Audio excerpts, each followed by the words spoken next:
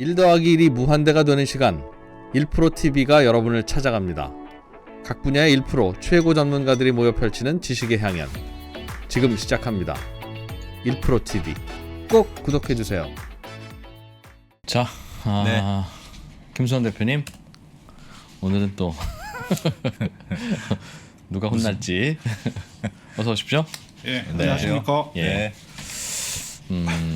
오늘은 딱히 혼나는 것 같지는 않을 것 같기도 하고. 두산건설 혼날 것 같은데? 옛날 일이라 혼날 거 없나? 너희가 옛날에 왜 그랬어? 아 그거는 아니지. 오늘은 뭐 혼나는 이야기는 아니고요. 없습니까? 예. 예. 맞습니다. 그 지난주에 네. 다들 뭐 뉴스 보셔서 아시겠지만 그 두산 그룹이 네. 사모펀드에다 두산 건설을 그 예. 매각하기로 하지 않았습니까? 네. 그래서 작년에 그 두산 그룹이 그 수출입은행하고 산업은행하고 같이 그 재무구조 개선 약정 한 3조 원의 유동성을 확보하겠다는 약속을 했는데 그동안에 많이 팔았죠. 뭐 두산 인프라 코어도 팔고 뭐 그 두산 그 저 지주사의 그 모트롤 비지 예. 그것도 팔고 뭐 두타도 팔고 이것저것 골프장도 팔고 또 뭐죠? 두산 솔루스 예, 2차 전지 두산 솔루스. 소재 예, 하는 그것도 회사 팔았죠. 그것도 팔고 했는데 지금 제일 거의 마지막인 것 같습니다. 두산 건설이 제일 마지막인 것 같은데 이게 이제 팔리면 아마 뭐 연내에 그 재무구조 개선 약정을 졸업을 할 수 있을 것으로 그렇게 이야기가 되고 있거든요. 1년 반만이고요. 그런데 이제 그 신문 기사들을 좀 보면 네. 어떻게 표현이 되어 있냐면 기자들이 혼나는 두산그룹의 아픈 손가락 예. 건설이 결국은 팔린다 이렇게 돼 있어요. 예. 이게 아픈 손가락 맞죠. 그 동안에 이제 그 두산중공업이 큰 형이거든요. 그 예. 밑에 예. 이제 뭐 건설, 뭐 인프라 코어, 뭐 옛날에 두산 엔진도 있었고 여러 회사들이 있었거든요. 그래서 우리가 그 한참 오래 전에 그 매체에서 이제 그 기자 생활할 때 예. 그때 이제 그 큰형 두중이가 동생들이 이제 두건이하고 두인이 때문에 참 고생 많이 한다 그런 이야기들 많이 했었거든요. 그래서 이제 두중이에 대한 그 애틋한 마음이 네. 저도 있었고 우리 예. 출입 기자들도 그때 뭐 이 두산 출입하는 기자들은 굉장히 그때 힘들어했어요. 이렇게 회식 같은 거 가면 술도 많이 마시고 뭐 그랬던 기억이 나는데 네. 저는 개인적으로는 두산 그룹은 저한테는 개인적으로는 굉장히 그 고마운 회사였어요. 왜요? 왜냐하면 뭐 제가 뭐 두산 그 주식을 사서 뭐 재미를 봐서 고마운 게 아니고 제가 책을 쓴다든지 아니면 그 외부에 뭐 강의를 간다든지 할 때 두산그룹이 그 생생한 실전 케이스들을 너무 많이 주는 거야. 네, 그래서 이 두산그룹이 그 굉장히 구조조정을 굉장히 잘하는 회사거든요. 이게 감사하는 건지 씹는 건지. 그래서 그 자금 조달도 기가 막히게 잘하고 새로운 굉장히 그 전에 우리 그 일반적인 우리나라의 다른 기업들이 하지 않았던 그런 새로운 기법의 그 금융 조달을 하고 네. 그 다음에 구조 조정도 또 기가 막히게 잘하는 거예요. 그래서 저는 뭐 책에다 문장 썼죠. 예. 제 책에 보면 엄청나게 많이 들어가 있습니다. 두산 얘기. 그룹 사례. 두산 특히 책 뭐 이름이 뭡니까? 그거 뭐 나중에 말씀드리겠습니다. 그 두산 그 인프라 코어 뭐 두산 중공업, 두산 건설, 주식회사 두산 해가지고 네. 여러 가지 뭐 각종 증자 그 당시에 그 상환 전환 우선주 그 RCPS라고 하는 것도 그 2010년, 9년, 10년, 11년, 12년 이때 많이 나왔거든요. 예. 그때 두산이 그걸 또 선도적으로 했었고 그 다음에 감자를 할 때도 보통 주식 병합 감자를 하거든요. 예. 그래서 주식 5주를 한 주로, 2주를 한 주로, 10주를 한 주로 이렇게 주식을 병합하는 식으로 감자를 하는데 그 당시에 두산 건설이 액면가 감액 방식의 감자. 지금 많은 기업들이 하고 있잖아요. 삼성중공업도 그거 한다 그러지, 창의적이다. 대한전선도 한다 그러지, 뭐 두산인프라코어도 얼마 전에 그 현대중공업 그룹에 팔려간 두산인프라코어도 감자를 하는데 액면가 감액 방식으로 한다 그러지. 삼성중공업도 액면가 감액 방식으로 한다 그러더라고요.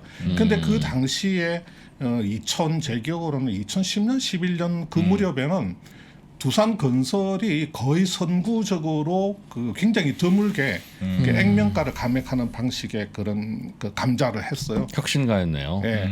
그래서 뭐 엄청나게 그냥 써제꼈죠. 이거는 뭐 그냥 손만 대면 책인 거예요, 두산은. 예. 그래서 뭐 그 참 가게에 많은 도움을 받고 제가 예. 아직도 이렇게 뭐 살아 있는 게 두산그룹 덕분이 아닌가 그렇게 생각을 하고 있습니다. 항상 고맙고 타산지석? 예, 감사하고 예, 그런 그룹입니다. 네. 케이스 프로바이더 아. CP라고 하죠. 예. 그 두산그룹의 그 건설 그 매각 내용을 보면 네. 그 Q캐피탈 파트너스라고 하는 사모펀드가 컨소시엄을 구성을 하죠. 그 신영증권 PE하고 유진자산운용에서 몇 개 금융회사들 예. 하고 컨소시엄을 구성을 하는데 뭐 전체 매각 금액은 한 400억 원 안팎으로 그렇게 알려져 있습니다. 근데 이제 한 가지 재미있는 게 뭐냐면 이 두산그룹 내에 그 부동산 개발 회사가 하나 있어요. 그게 이제 DBC라고 하는 회사인데 이 DBC가 현금 1,200억 원하고 약간의 그 현물 출자를 해서 이번 인수 작업에 참여를 한다는 겁니다. 이게 이제 이 매도자 측이 자기들이 그 물건을 팔면서 그 물건을 인수하는 컨소시엄에 자기도 들어가는. 출자자로 자기가- 들어가는 경우들이 아. 가끔 있어요. 그 어떤 경우에 그러냐면 이걸 팔기는 파는데 조금 아까운 거 있잖아요. 예. 이게 좀 돈이 되는 건데 우리가 너무 사정이 좀 급해서 팔기 때문에 매각 대금 중에 일부를 재출자를 하는 겁니다. 그런 경우들이 좀 있거든요. 그러니까 드물지 않게 있습니다. 그런 아니면 경우들이. 팔기는 파는데 사가는 쪽이 야 이거 우리한테 덤터기 씌우는 거 아니야? 너도 예. 다시 사. 그럴 수도 있습니다. 예, 그래서 계속 발을 묶어놓게. 그래서 이제 너도 좀 출자를 해 하는 식도 있고. 그런 게 이제 대표적인 게 뭐 이렇게 사모펀드 운용사가 그러니까 예. LP들 말고 투자자들 말고 사모펀드 운용사가 직접 자기들이 만든 사모펀드에 약간의 출자를 하는 것도 그런 개념이거든요. 예, 그러니까 LP들의 그 투자분에 대해서 우리 운용사도 조금 책임을 지겠다 하는 뜻에서 이제 조금 출자를 해서 들어가는 경우가 있거든요. 롯데 리츠도 리츠 만들면서 본인들이 그렇습니다. 예. 본인 백화점 팔고 자기들이 리츠 주식도 좀 사고 그랬죠. 예, 맞습니다. 리츠 같은 것도 이제 그런 경우가 있고요. 그래서 지금 두산 계열의 DBC라고 하는 부동산 개발 회사가 금액이 또 작지는 않아요. 지금 뭐 한 1,000억 넘게 1,000억하고 뭐 보도에 보면 현물도 약간 출자를 한다고 돼 있어서 그래서 일각에서는 뭐 두산그룹이 나중에 건설을 다시 되사오려고 하는 게 아니냐 뭐 그런 추측도 나온다고 그렇게 기사가 돼 있거든요. 근데 저는 한 가지 이해가 안 되는 부분이 왜 이렇게 두산그룹이 두산건설에 이렇게 집착을 하는가 그게 좀 이해가 안 돼요. 지금 물론 이제 그 아픈 손가락이라고 했잖아요. 손가락이 아파서 뭐 이거 이제 뭐 약도 뭐 발라보고 아까진기도 바르고 뭐 이렇게 연고도 바르고 뭐 호랑이 그 고약도 붙이고 했는데 네. 결국은 이렇게 낮게 이렇게 하지를 못했잖아요. 그래서 이제 잘라야 돼요? 다른 데다가 잘라. 결국은 이제 팔게 되는 거기 때문에 뭐 그런 건데 지금 왜 이게 이제 결국은 두산그룹의 건설에 대한 애착이라고 하는 것은 그 오너 일가들의 애착이라고 볼 수가 있죠. 그래서 두산그룹 오너들이 왜 두산건설에 대해서 이렇게 애착을 애착을 보이는지 갖느냐? 예, 그건 좀 잘 모르겠어요. 그래서 한번 제가 그림을 하나 보여드릴게요. 이게 예. 지금 1년 3개월 만에 두산건설이 팔리는 거거든요. 예. 그러니까 이런 식입니다. 자, 두산건설을 팔려고 하는데 두산건설이 잘 안 팔려요. 이제 부실 사업들이 있잖아요. 예, 우리가 예. 흔히 잘 아는 그 일산의 제니스, 그 제니스. 위브드 제니스 같은 이제 거기뿐만 아니라 많은 부실 사업장들이 좀 누구냐? 있거든요. 예, 예. 그게 잘 안 팔리니까 결국은 두산이 자, 그림에서 보는 것처럼 이 건설 안에 부실 사업이 있지 않습니까? 네. 그래서 이 부실 사업을 이렇게 떼내서 분리를 해요. 우리가 저번 시간에 이야기했던 그 물적 분할을 한단 말이죠. 예. 네. 이렇게 해서 부실 사업은 100% 자회사 쪽으로 몰아놓고, 예, 그러니까 이제 지금 여기 두산건설 본체에는 말하자면 이제 우량 자산들만 있다는 거죠. 예. 이렇게 해서 판다는 기사들이 좀 나왔어요. 이렇게 예. 분할해서. 그런데 예. 제가 이때 궁금한 거는 뭐냐면 이렇게 해서 팔면 뭐예요? 그러면 두산건설이 갖고 가잖아요. 두산건설을 누군가가 갖고 가잖아요. 네. 그러면 여기 이 부실 사업 100% 자회사는 그대로 딸려가는 겁니다. 그렇죠. 이건 100% 자회사이기 때문에. 그렇죠. 네. 분할해 봐야. 그러니까 이렇게 분할해봐야 아무 소용이 없는 거예요. 네. 이렇게 분할을 해서 부실 사업을 100% 자회사로 만들잖아요. 그거는 이게 배의 그 배사라고 똑같은 거예요. 이거를 지방 흡입을 해가지고 지방을 떼내지 않는 이상은 내가 이렇게 덜렁덜렁 달고 있는 건데 이 상태에서 팔아버리면 이 네. 부실 사업이 매수자한테 그냥 그대로 넘어가는 거랑 마찬가지입니다. 예, 그래서 예.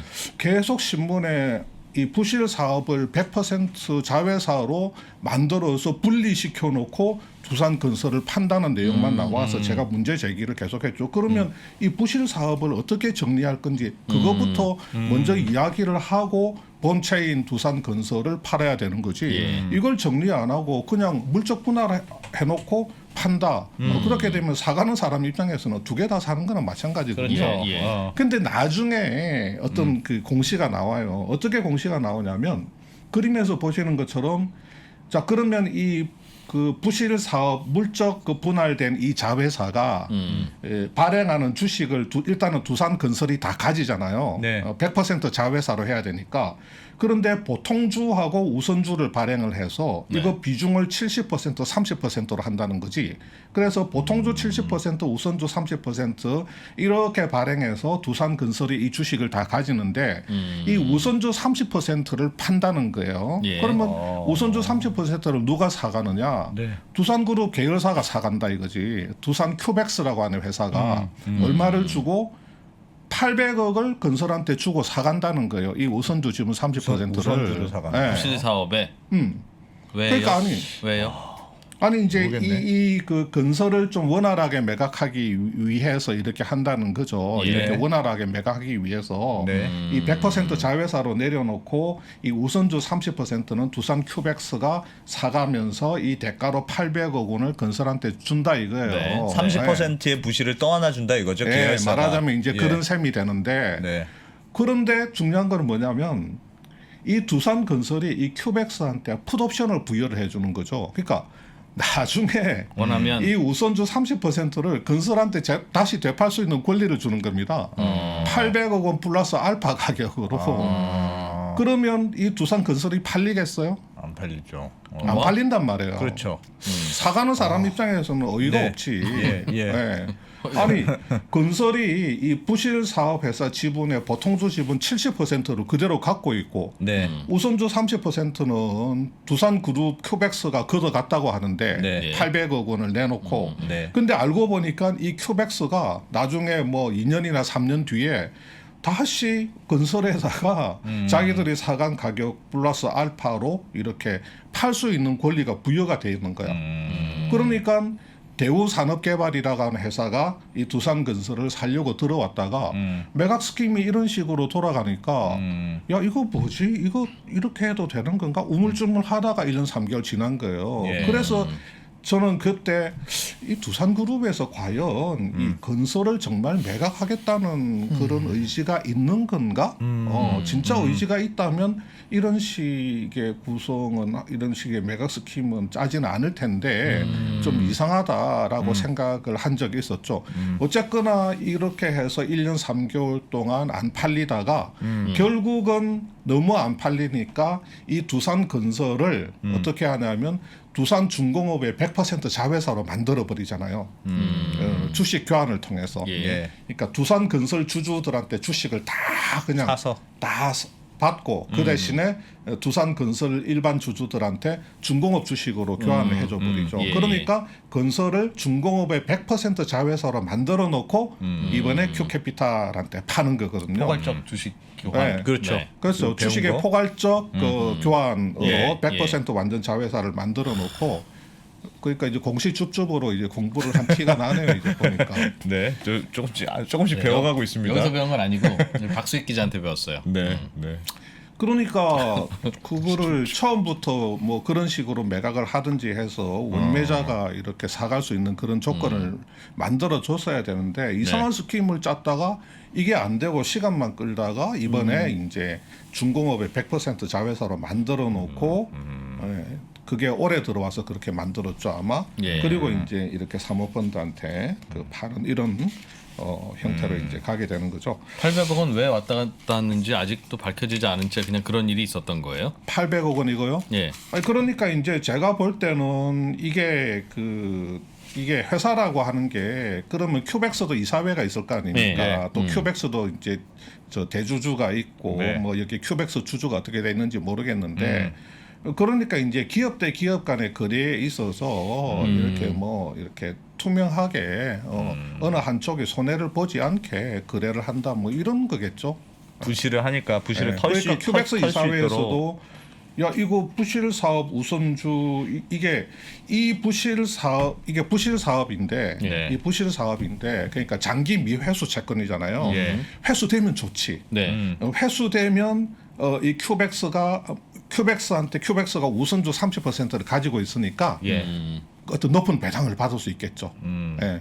이게 장부가보다도 높게 팔리니까. 지금 예를 들어서 그 액면가 100억짜리 장기 미회수 채권인데 네. 이게 이제 장부가로 10억 원밖에 안 잡혀 있어. 예. 그런데 이게 한 30억 원으로 회수가 회수가 돼서 됐어. 그러면 아. 플러스 20억 원만큼 차익이 나잖아요. 그렇죠. 그러면 당연히 이 분할 자회사의 그 손익이 좋아지겠죠. 손익이 좋아지고 또 이런 거는 실제로 바로 캐시로 들어오고 하니까 그 배당 여력이 생기고 그러면 이 우선주 30%를 가지고 있는 큐백스로서는 예. 좀 좋은 배당을 받는 그런 기회가 될 수는 있겠죠. 그러나 리스크도 있죠. 장기 미회수 채권이라고 하는 것은 결국은 회수가 안 돼 가지고 그냥 완전 대손 처리 우리가 말하는 제각이라 그러거든요. 예, 그냥 예. 그냥 포기해 버리는 장부에서 아예 제각해 버리는 그런 회계 처리를 하게 되면 여기도 이제 그만큼 주주기 때문에 손해를 보는 거거든요.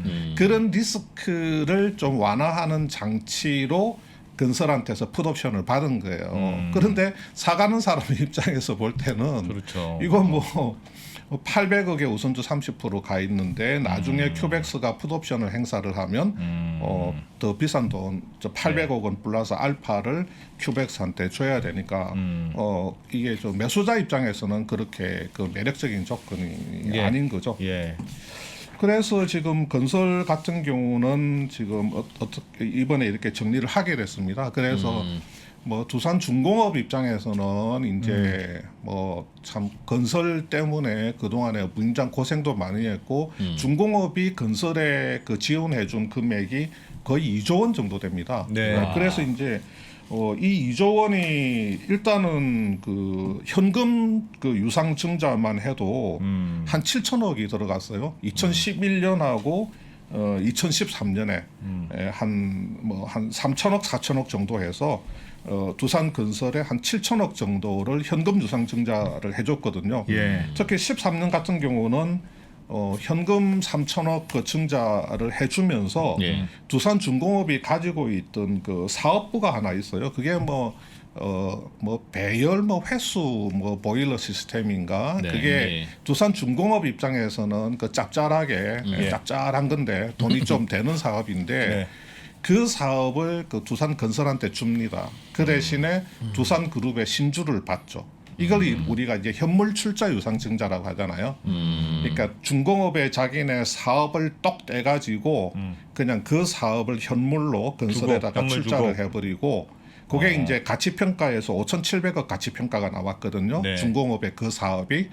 그러니까 건설은 5,700억 원어치 신주를 발행을 해서 중공업한테 주는 거죠. 예. 그러니까 이제 요게 5,700억짜리가 있고 또 나중에 그 건설이 발행한 그 상환 전환 우선주 우리가 네. 말하는 그 RCPS라고 하는 거, 예. 이 RCPS 4천억 원의 RCPS를 이 정산해 주는 부담을 중공업이 집니다. 그러니까 자회사가 RCPS를 발행을 하면 투자자가 있을 거 아닙니까? 네. 그러면 이 그 모회사인 두산중공업이 자회사가 발행한 RCPS를 인수해간 투자자하고 이 그 모회사인 두산중공업이 주주간 약정을 합니다. 지급 보증을 예, 해주군요. 이 RCPS를 앞으로 어떻게 처리할 것인가 해서 정산 계약을 합니다. 정산 계약을 해가지고 상호간에 뭐 콜옵션, 풋옵션을 주고 예. 네. 나중에 뭐 이 RCPS의 이제 뭐 가치가 어떻게 오를 때는 누가 차익을 먹고 뭐 내릴 때는 어떻게 손실을 보전해주고 이런 복잡한 그 계약을 예, 하게 예, 되거든요. 예. 그러니까 그 계약을 하는 바람에 결국은 두산중공업이 그 두산건설이 발행한 RCP에서 4천억 원을 일종의 직업 보증입니다. 좀 전에 말씀하신 예, 대로 거의 예. 직업 보증이거든요.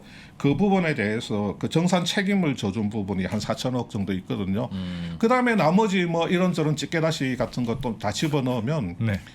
한 2조가 넘어요. 그 지원해준 건설한테 게. 예, 중공업이. 그러나 어쨌든 간에 뭐 이제 속 시원한 거죠. 뭐 그렇게 뭐 힘들여서 네. 예, 그 동생 좀 네. 이렇게 해보려고 했는데 두건이 뭐, 예, 두건이 이제 두건이를 할 수 없이 이제 남의 집에 네. 예, 남의 집에 뭐 더 좋은데 뭐 아직 중공업도 아직 할 일이 많잖아요. 여기도 네. 완전히 또 저 정상화된 것은 아니기 때문에 예. 그래서 이제 그 두인이는 먼저 보냈고 두인이는 그 현중 지주 그 네. 집안에 네. 그냥 참 그렇게 보냈고 그 다음에 그 두인이가 데리고 있던 그 애들 있잖아요. 박햇은 여기 네. 이제 두산가에서 걷었죠. 그래서 그냥 보내고 그 자식은 이제 여기 걷어들이고 그 다음에 이제 이번에 두건이 건이는 이제 그냥 사모펀드 안타깝지만 사모펀드 외부에 팔리고 했는데 뭐 그동안에 애를 많이 먹였기 때문에 네. 조금 안타깝지만 또 속으로는 또 시원할 수도 있을 겁니다. 더 이제 더 안 해도 되잖아요. 더 안 해도 되니까. 건설회사는 대개는 땅 집거 헤엄치기라고 하는데 네. 그냥 땅 사서 아파트 분양하면 뭐 거액의 차액을 폭리를 취한다고 항상. 아니, 건설회사들 그렇게 욕 먹잖아요. 왜 욕 망해? 많이 왜 망해요? 근데 왜? 예. 두산건설이 두산 뭐 하다 망한 거예요? 제니스 때문에 뭐 어려워졌다고는 네. 많이 하고 있던데. 그 미분양되면 그죠 뭐 저기 그 일산 뭐 위부터 제니스가 어려워진 거는 이제 네. PF 부실이죠. 그 옛날에는 지금은 아마 건설사들이 제가 알기로는 그 PF 프로젝트 파이낸싱 시행사들의 그 금융 대출에 대해서 네. 보증은 잘 안 쓸 겁니다. 아마 건설사들이 아마 예. 책임 준공해주는 식으로 하지 보증은 안 써줄 텐데 옛날에는 뭐 다 건설사들이 다 보증을 써줬잖아요. 근데 이제 뭐 2008년 리만 브라더스 터지고 금융 위기 와버리고 그러면 뭐 전 세계적으로 경기가 얼어붙고 뭐 당연히 이제 분양 잘 안 되고 하면 그 이제 시행사 같은 경우는 바로 그냥 나자빠지죠. 그러니까 똑같은 곳에서 한 거는 화천대유는 똑같은 구조에서 성공한 네, 거고. 그건 네. 성공한 케이스고. 저쪽 그렇죠. 일산에서 하는 건 똑같은 구조였는데 시절 네. 잘못 나면 실패한 거고. 네. 그럼 리스키한 거네 양쪽 다. 양쪽 다 리스크는 있다고 봐야죠. 당연히 미래의 뭐 부동산 경기가 어떻게 될지 그걸 정확하게 알 수는 없으니까 뭐 주식도 똑같은 거 아닙니까? 주식도 예. 뭐 삼성전자 10만 전자 간다고 뭐 대부분 다 그렇게 생각했는데 예. 지금 7만 전자 돼 있잖아요. 저도 좀 많이 물렸어요. 그래서. 삼성전자. 예. 삼성전자는 지금 온 국민이 다 물려 있어요. 있어요. 국민연금 납입하고 계신 분들은 다 물려 있는 겁니다. 두산건설 부실 문제는 조금 해결이 많이 된 건가요? 이제 그 2조도 넣고 지원하고 하면서 두산건설은 이제 건설 경기가 좀 살아나면서 예. 올해 같은 경우는 그 3분기까지 누적으로 그 영업이익 났고요. 예. 그 다음에 단기 순이익도 3분기 누적까지는 단기 순이익이 났습니다. 아마 10년, 11년 만에 단기 순이익을 낸 거는 아마 거의 10년 만에 처음일 겁니다. 아마 그 중간에 영업이익은 아마 뭐 이렇게 분기별로 있었고. 조금 났던 예, 적이 있었을 예. 것 같은데 예. 지금 단기 순이익까지 낸 거는 이번이 처음인 것 같고요. 그래서 저기 뭐 이번에 두산건설이 팔리게 된 게 그 뭐 건설 경기 부동산 경기가 좀 살아나면서 사모펀드가 이제 적극적으로 좀 매수 의지를 보였다고 하는데 제가 볼 때는 네. 그 전에 아까 말씀드린 것처럼 두산에서 제시한 두산건설 매각 스킴 자체가 네. 원매자들이 그렇게 매력적이지 않았기 때문에 안 팔린 거지. 거지. 지금 뭐 부동산 경기가 좀 살아나고 회사 실적이 좋아졌다고 해서 뭐 예. 사모펀드가 덥석 달려들고 그런 것보다는 그 전에 좀 두산그룹에서 이 건설을 파는 데 있어서 저는 정확하게 이유는 모르겠지만 조금 주저주저하는 그런 측면이 좀 있었던 것 같아요. 팔기는 판다고는 했는데 예, 그런 예. 스킴으로 하니까 예. 사가는 사람도 예. 이거 파는 거 맞냐 이렇게 생각했을 수 예. 있다. 그래서 지금 두산그룹 같은 경우는 이제 두산그룹 이야기를 좀 간단하게 이제 말씀드리면 사실 제가 조금 그 학교 다닐 때만 해도 이 두산그룹이라고 하는 거는 그 소비재 기업이었잖아요. 맥주. 저 오비 옛날- 오비 맥주, 예, 예. 이제 두산 주류, 네. 또 뭐 거기 뭐죠? 그 코카콜라 있잖아요. 네. 그거 이제 두산 음료, 코카콜라 같은 거, 또 두산 동화라고 그 출판사 그런 것도 가지고 있었고 삼화왕관이라는 회사가 있었습니다. 그 병뚜껑 만드는 회사. 아, 우리 저 시골에서는 병따꿍이라고 하는데 예, 그 병뚜껑 그거 회사 우리 폴로나 뭐 랄프 로렌 있잖아요. 그거 맞아요. 두산 그 옷- 상사에서 옷- 했거든요. 옷도 있었죠. 예, 그거 두산 상사에서 했었고 김치도 했습니다. 종갓집 김치 같은 거. 아, 예, 그것도 원래 두- 종갓집 그것- 김치가 그것 두산 두산 거였어요. 거였어요? 예. 아. 두산이 지배하는 회사였거든요. 그래서 그때는 지금 두산 베어스 있잖아요. 예. 그 오비 베어스였어요. 오비 베어스. 여기 그림에 한번 보시면 여기 로고 있잖아요. 여기 그림 한번 좀 보여주십시오. 네. 여기 오비베어스. 그러네. 두산 프로야구단 오비 베어스 해가지고 곰 한 마리가 모자 쓰고 야구 방망이 들고 있는 게 이게 로고였어요. 이게 네. 아, 예, 오비 베어스. 추억의 그림이네요, 이거. 근데 이제 오비 맥주가 팔리면서 네. 이제 구단 이름이 이제 두산 베어스로 바뀌게 된 거고. 네. 근데 1996년에 그 두산 오너 일가들이 모여가지고 서로 이제 치고받고 싸움을 하죠. 이 그룹의 사업 구조를 이대로 갖고 갈 것인가. 그래서 이제 그때 제일 큰 형인 박용건 회장은 이제 물러나 있었고 예.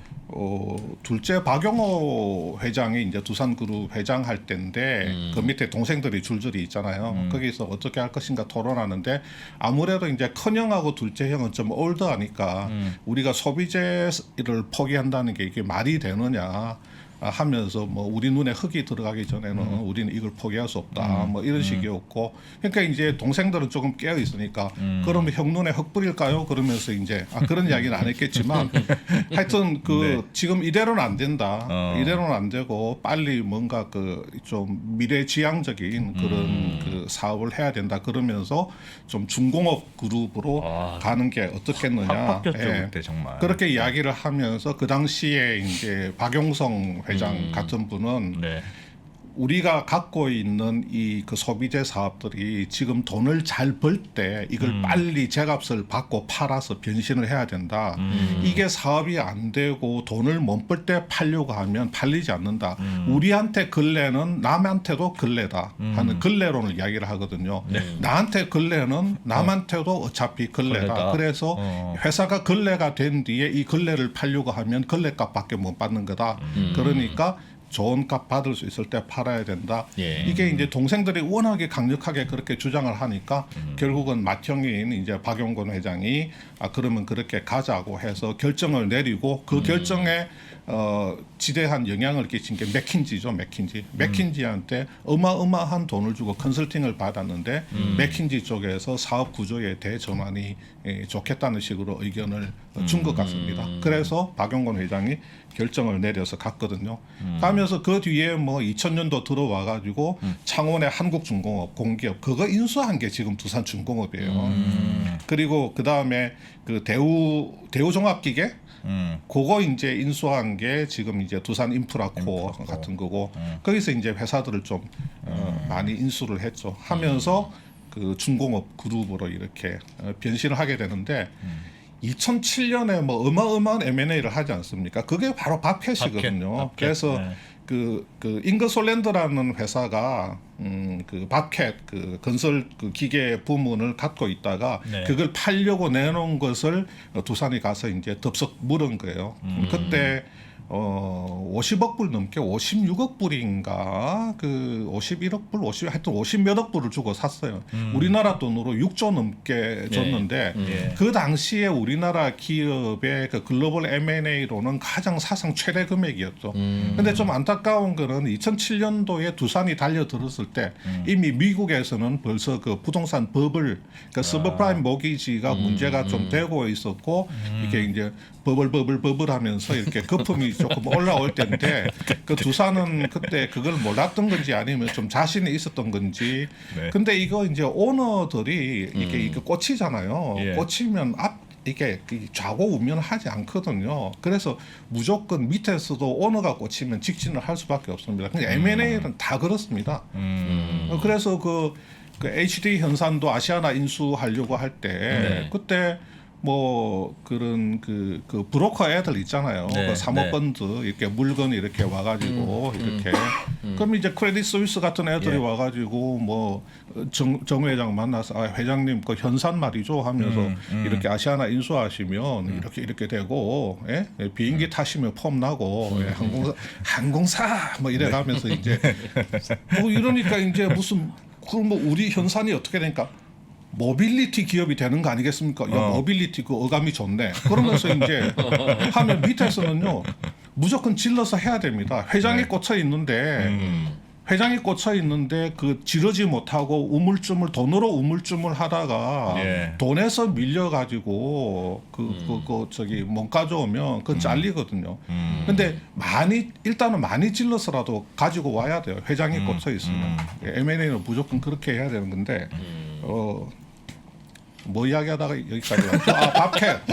그러니까 밥캣이 그 당시에 미국에서 부동산 경기가 좀 사실은 약간 서브프라임 모기지가 이제 네. 버블버블 하고 있는데 네. 두산이 그거를 인수를 했고 네. 그때 6조 넘게 질렀고 그때 자기 돈은 4억 불 정도밖에 못 넣었어요. 나머지 그 어마어마한 돈이 그 해외 시장에서 뭐 40몇억 불 차입하고 국내 시장에서 뭐 네. 한 10억 불 그 네. FI들 동원해 가지고 그렇게 했는데 그 2008년도에 이제 드디어 리만 터져버리고 서브프라임 모기지 뭐 금융 시장에 대재앙이 오니까 이제 엄청나게 힘들어져 버렸죠. 그때 힘들어지면서 그때 이제 그 FI들하고 이제 재무 약정이 맺어져 있었잖아요. 예. 우리 흔히 말하는 뭐 에비타 데트 비율이라 그래가지고 이 차입금 대비해서 그 에비타 대비해서 차입금 DSR. 회사가 창출하는 돈에 비해서 가처분 소득 대비. 그렇죠. 그렇죠. DSR하고 비슷하겠네. DTI DSR이라니까 이게.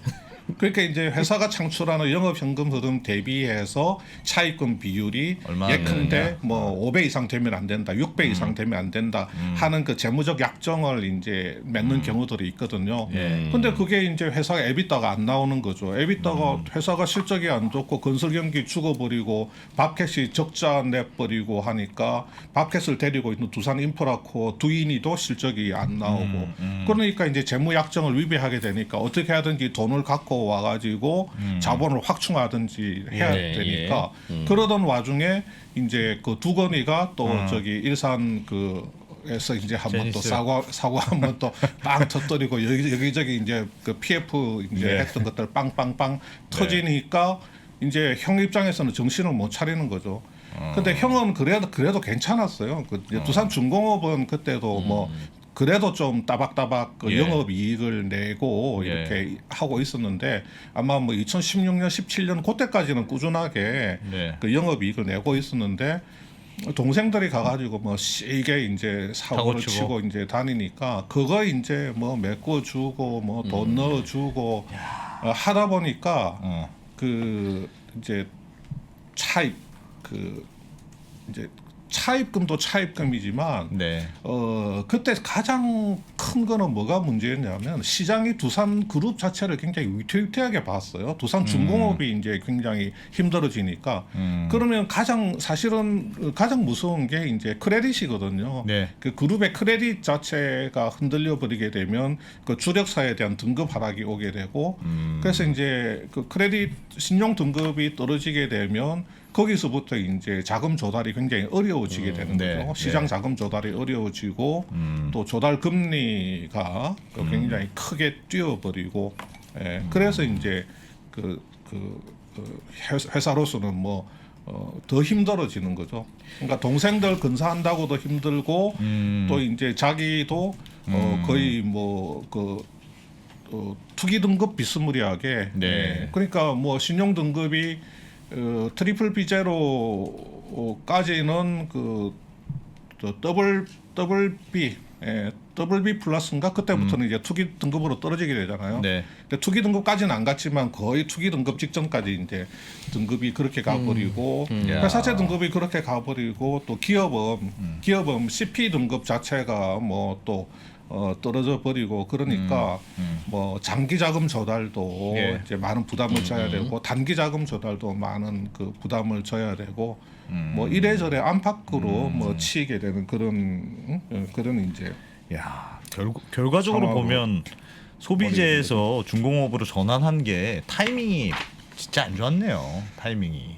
그 맥켄지에서 처음에 비싼 돈 주고 했다는데. 전환할 때 타이밍은 좋았는데 예. 그렇게 나쁘진 않았는데 결과적으로 그 바켓 인수하는 그 타이밍이 좀 더 싸게 그러니까 그 리만 터지고 나서 좀 더 어차피 그 잉거솔랜드가 그거를 팔려고 그놈들은 네. 이게 딱 보니까 이제 이거 좀 팔아야 되겠다 네. 하고 이제 지들 구조조정 차원에서 예. 팔려고 하고 있었는데 두산이 이제 달려드니까 잘 됐다 싶어서 이제 이게 씌운 거예요. 그냥 바가지 씌워가지고 이렇게 했기 때문에 만약에 조금만 늦게 이렇게 좀 신중하게 했다라고 하면 좀 싸게 훨씬 더 싸게 이렇게 좀 먹을 수 있지 않았겠나 뭐 그런 생각이 들고요. 네. 그런데 뭐 하여튼 이 두산그룹은 어쨌든 간에 그 제가 볼 때는 이 한번 2000년도 초반에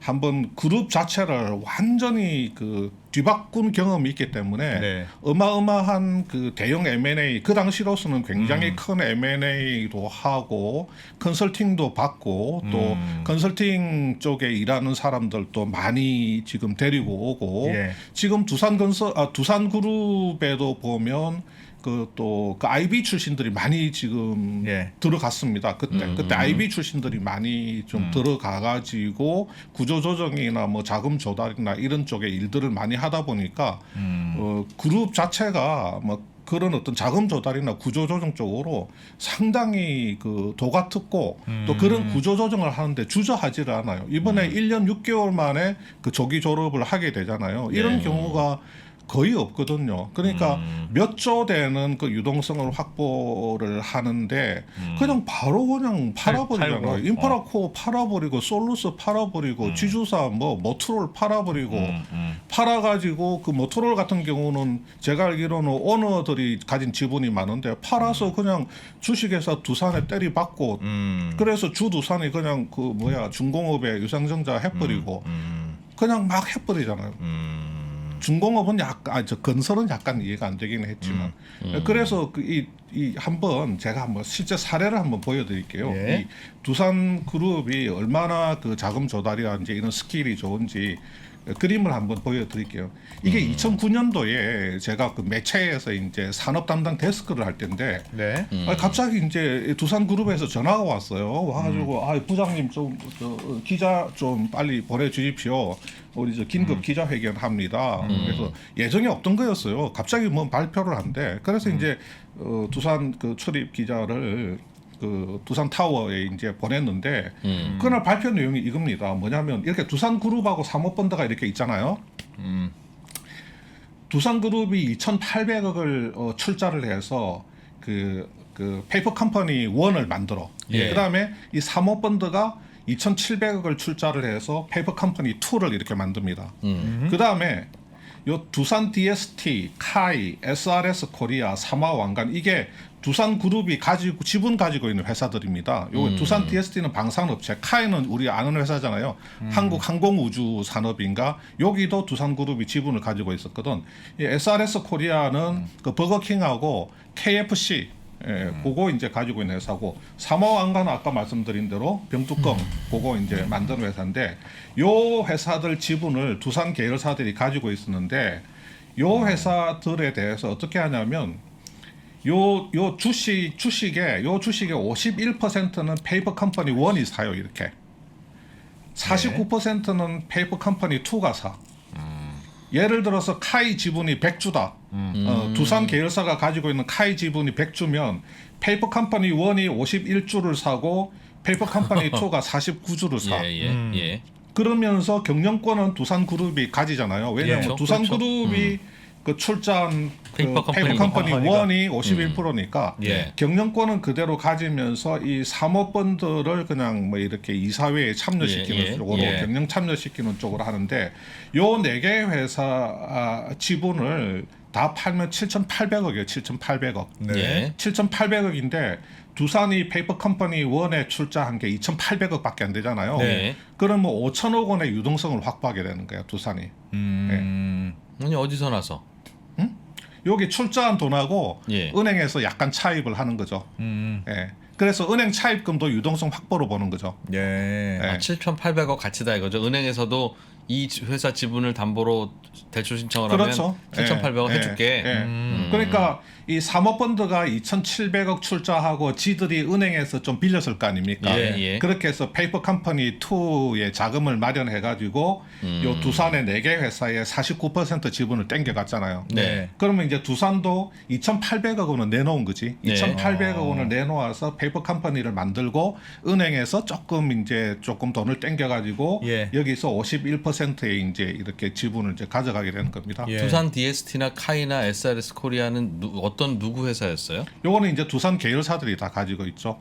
요 계열사들이 중에서 갖고 있던 요 걸. 중에서 2개 회사는 주식회사 두산이 가지고 있고 예. 또 2개 회사는 두산 인프라코어가 가지고 있는 거예요. 그러니까 두산 인프라코어 때문에 그 이런 저기를 이렇게 하게 된 거죠. 그래서 요 지분을 전부 다 다 처분을 다 했잖아요. 페이퍼 예. 컴퍼니 1하고 2에. 예. 그게 이제 7,800억 원어치 지분을 처분을 한 거고 그다음에 두산그룹이 실제로 지주머니에서 내놓은 돈은 2,800억밖에 안 돼. 예. 물론 여기 페이퍼 컴퍼니 1은 은행에서 이제 좀 차입을 받긴 했지만 예. 그래서 요거를 빼가지고 어쨌든 간에 5천억 원의 유동성을 확보를 한 거예요.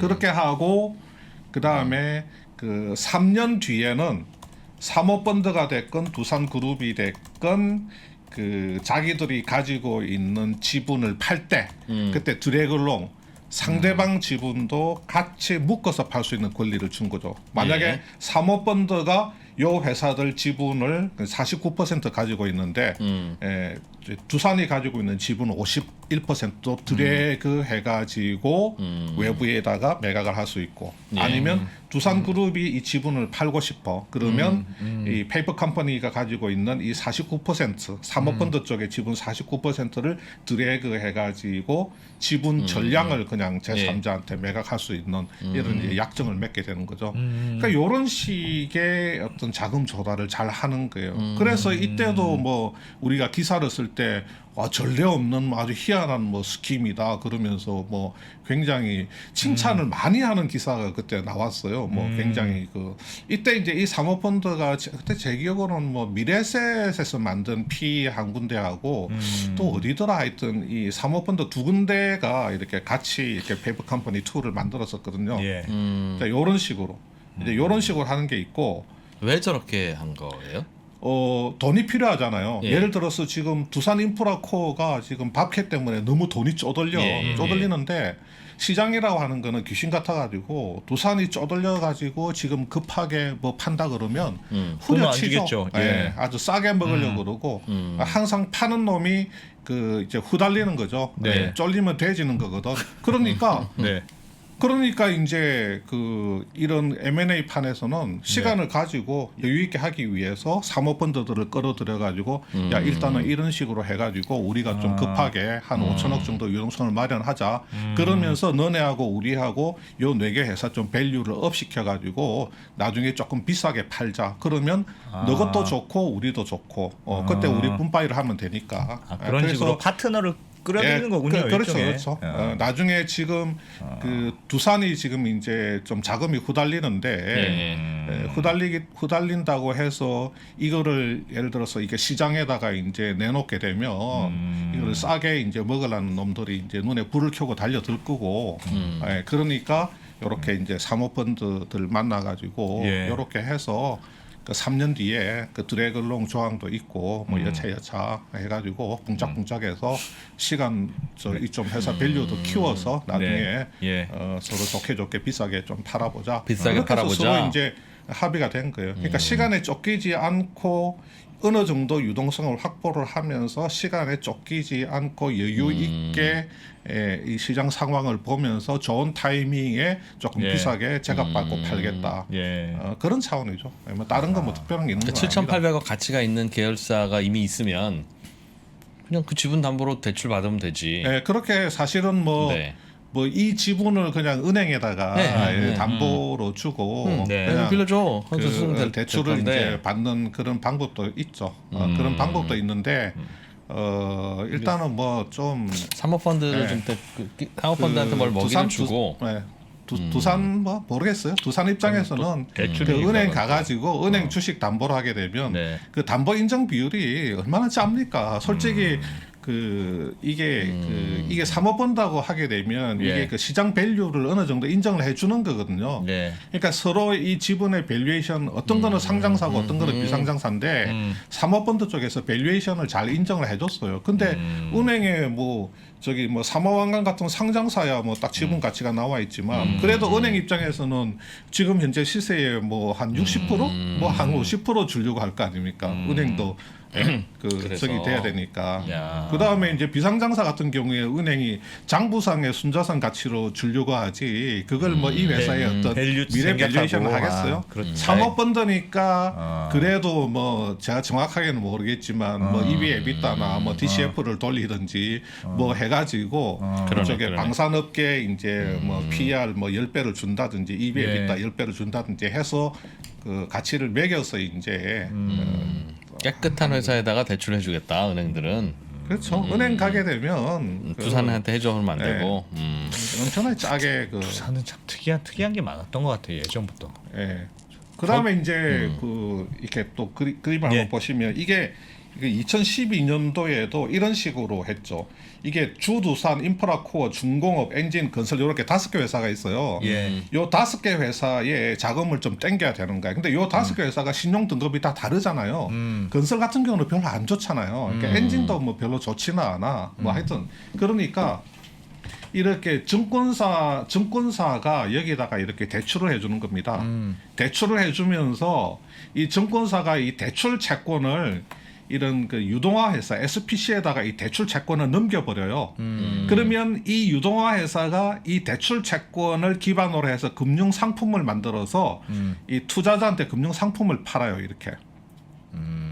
자, 증권사가 대출을 해준다. 그 대출 채권을 별도의 이제 유동화법에 따른 유동화 회사에다가 대출 채권을 넘겨버리고 이 유동화 회사가 이 대출 채권을 기반으로 한 금융 상품을 만들어서 투자자를 모집을 하고 투자자는 그 금융 상품을 사는 거죠. 그러면 나중에 요 5개 회사가 원리금을 넘겨주면 이렇게 이제 SPC로 원리금이 가고 투자자한테 원리금이 가는 거죠.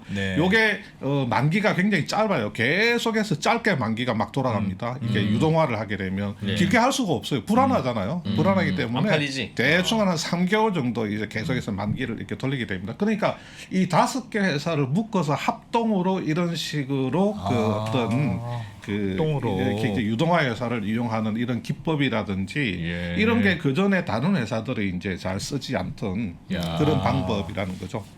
그래서 이제 두산이 뭐 이런 거를 그때 아주 잘했어요. 회사가 여러 개니까 풀링이 되는 거군요. 풀링, 그렇습니다. 이렇게 풀링을 하는 겁니다. 서브프라임 모기지예요. 똑같아요. 똑같아요.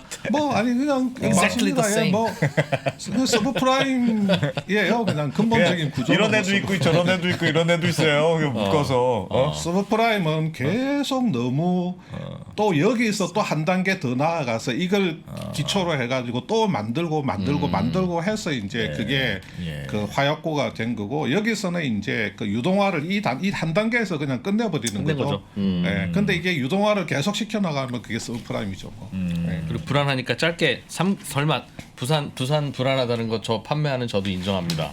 그런데 손님 5개가 한꺼번에 망하겠습니까? 설마 3개월 안에 망하겠습니까?